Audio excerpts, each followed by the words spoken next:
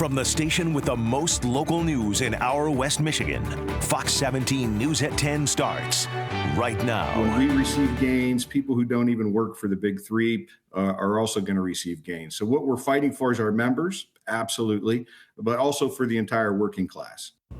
First tonight, a strike against Detroit's big three automakers now in its fourth day, and there are no indications the work stoppage will end anytime soon. In fact, experts say it could spread to other locations. The strike is currently at about 13,000 workers at three factories at General Motors, Ford, and Stellantis, which owns Chrysler.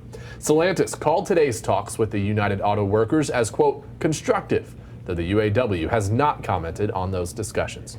Thank you so much for joining us tonight. I'm Josh Berry. And I'm Jamie Sherrod. The United Auto Workers Union is seeking wage increases of 40% over 4 years. What they say is the same rate their CEOs pay rose in recent years.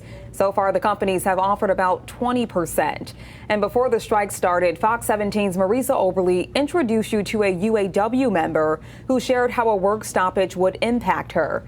Now that it's actually underway, she spoke again this evening about what it's like for her to be on the picket line. Marisa joins us now live from the control room tonight with the story new at 10. Marisa. Josh and Jamie, that member tells me it's a mix of emotions, but she and others plan to strike for as long as needed, even if it affects their bottom line. We're ready to go back to work whenever we can get a fair deal. Nobody wanted to do this. Nobody wanted to strike.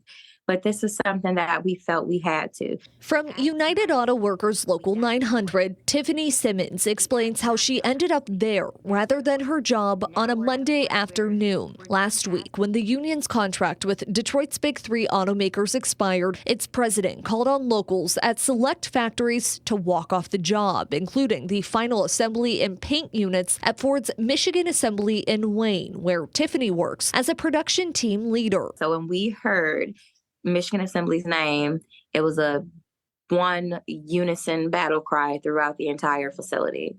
So that's when we started to prep. Everyone started to get their belongings together.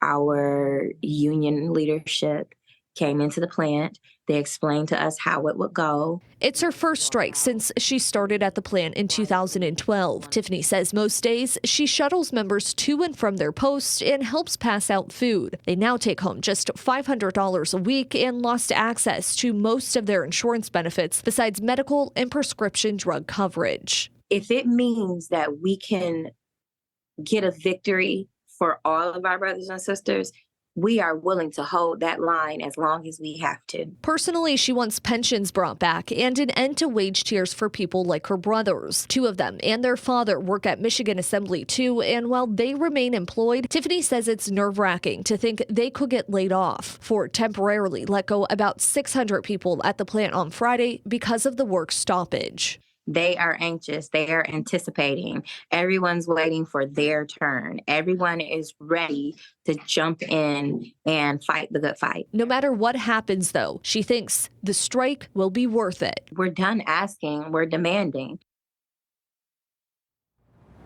Now, Fox 17 did reach out to General Motors today to see whether their facility in Wyoming, which makes the axles for trucks, would see layoffs too. A spokesperson told me at this time they were not aware of any potential impacts to the plant. Reporting in the control room, Marisa Oberly, Fox 17 News.